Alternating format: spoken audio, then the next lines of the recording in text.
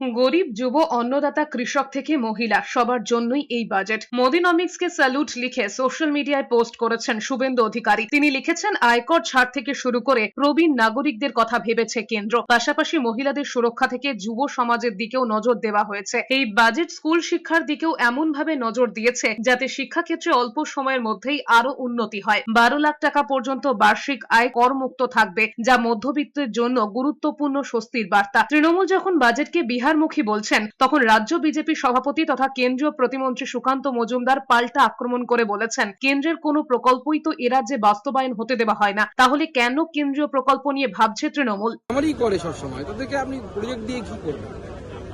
Project এর আগে উড়িষ্যাতে আমাদের বিরোধী দলের গভর্নমেন্ট ছিল, উড়িষ্যা প্রজেক্ট পেয়েছে কেন্দ্র সরকারের সাথে কোলাবোরেশনে। এবং আমি বারবার পশ্চিমবঙ্গের রাজনৈতিক নেতাদেরকে, যারা শাসক দলে আছে, তাদেরকে বোঝানোর চেষ্টা করছি, আপনারা লড়াই করুন, মারামারি করুন, কিন্তু সেটা আপ টু ইলেকশন।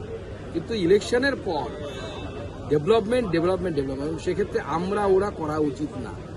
আপনারা একটা ঘর দিচ্ছেন না বিজেপি করে বলে, আর আশা করছেন কেন্দ্র প্রজেক্ট দেবে আপনাদেরকে।